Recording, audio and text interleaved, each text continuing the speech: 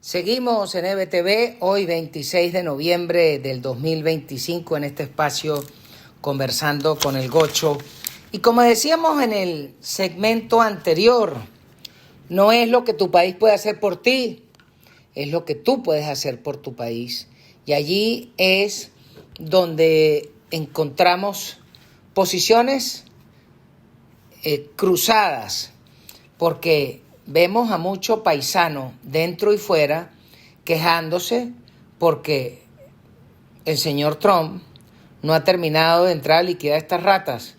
Y uno se pregunta, en vez de estar en el altar de una iglesia prendiéndole velas al señor Trump y a su grupo de trabajo, que es su gabinete, que definieron a un villano común, porque en el ejercicio pasado Trump trató de ayudarnos, pero la traición de tanta rata criolla que lo dejó en la estacada, que lo hicieron quedar mal, que se le traicionó, que se cuadraron con el viejo Biden.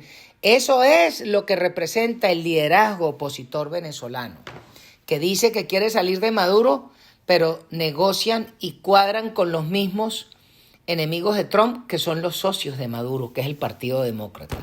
Entonces, luego de ver esa jugada, el señor Trump dijo, el tema de los venezolanos tenemos que atacarlo, porque no por voltear a otro lado y no hacer nada significa que los sarnosos chavistas no van a seguir haciendo maldades.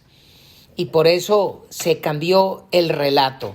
En la aproximación anterior se dijo que Venezuela merecía regresar a la libertad, que Venezuela merecía tener democracia, que Venezuela merecía que los venezolanos pudiéramos sacudirnos a estos comunistas.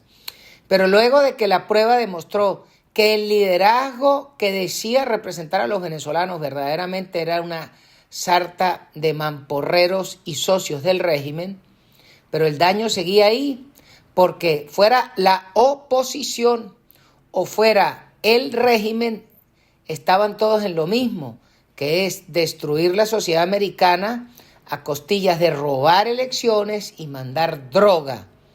¿Y qué dijo el señor Trump? Este mal sigue y me tengo que sacar el clavo, le voy a cambiar el argumento. Y es por eso que vimos que durante la campaña Trump nombró Venezuela todos los días de la campaña, todos. Pero siempre el argumento era que Venezuela estaba mandando droga, que estaban mandando criminales, que estaban mandando locos, que habían vaciado los asilos de locos y que habían vaciado las cárceles para mandar terroristas a los Estados Unidos. Ese fue el argumento. Es más, a la señora Machado solo la nombra una sola vez y es el día 9 de enero cuando la secuestran y la iban a pasar para el barrio Los Acostados o le iban a hacer lo que fuera para tenerla como barajita de negociación. Y fue la movida del senador Rick Scott, María Elvira Salazar y luego el presidente Trump lo que permitió que estos bichos se la pensaran, sobre todo sus manejadores cubanos, y la dejaran libre. En ese momento es la primera vez que Trump nombra a la señora Machado. Pero luego el presidente Trump no pierde el foco del enemigo, que es el narcorrégimen, y sigue montando el argumento. Primero con la ley de invasor y enemigo extranjero de 1798, en la cual mete a los carteles mexicanos, a los carteles salvadoreños, a los nicaragüenses, a los carteles colombianos y a los carteles venezolanos. Y por supuesto entra el Tren de Aragua y toda esa novela. Después sigue el argumento y meten al Bigotón y lo califican que es el dueño de la pandilla. Sigue el argumento, le suben a $50 millones el precio de su cabeza y luego el Departamento del Tesoro lo define como una banda narcotraficante y terrorista. Pero eso políticamente es una declaración importante, pero además le permite confiscar los reales, pero llega hasta allí. Pero había que seguir haciendo crecer el expediente y el relato. Y luego, entonces viene la y ojo, y en medio de ese tiempo, los sarnosos chavistas negociaron todos los días de su vida. Negociaron con Rick Grenell, utilizaron al emir de Qatar, utilizaron al CEO de Chevron, utilizaron a Harry Sargent, es decir, y han utilizado actores de la Iglesia Católica también. Los chavistas no han dejado de jugar. Todos los días los tipos han mandado a tirar puente de plata, puente de platino, puente de oro, de lo que quieras, puentes de cristales de diamantes, puente todos los días.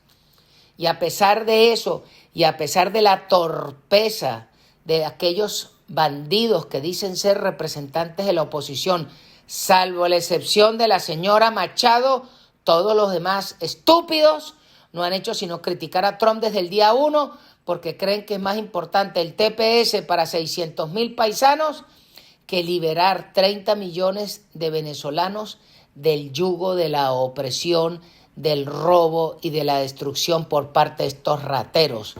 Todos aquellos que cambian 600,000 TPS por 30 millones de ciudadanos no han entendido su posición ante la vida. E insisto, es importante que vayan al espejo a verse la cara de bolsas que tienen cuando no están poniéndole el ojo a la pelota, sino que están perdiendo tiempo de que es que la raya del punto de penal de la cancha de fútbol está mal pintada, en vez de preocuparse de hacer goles y ganar el partido. Ese es el nivel de mediocridad de el pensamiento de unos sujetos que dicen ser la élite política, la élite empresarial, la élite comercial, la élite militar. Todos dan pena y eso es lo que no terminan de entender. Pero sigo. El señor Trump, que no come carreta, en medio de esa jugada le demostró al planeta que cuando requiere utilizará el poder de los Estados Unidos para enfrentar a sus enemigos. Y por eso vimos que en la jugada de hace unos meses, Israel planteó de que los iraníes no se les podía permitir que se fueran lisos con su plan nuclear.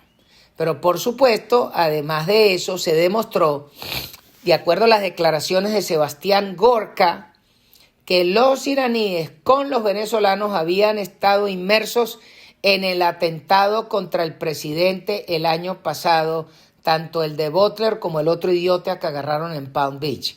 Y es por eso que uno de los causales del chicharrón en Irán fue eso. Vamos a comerciales y ya seguimos.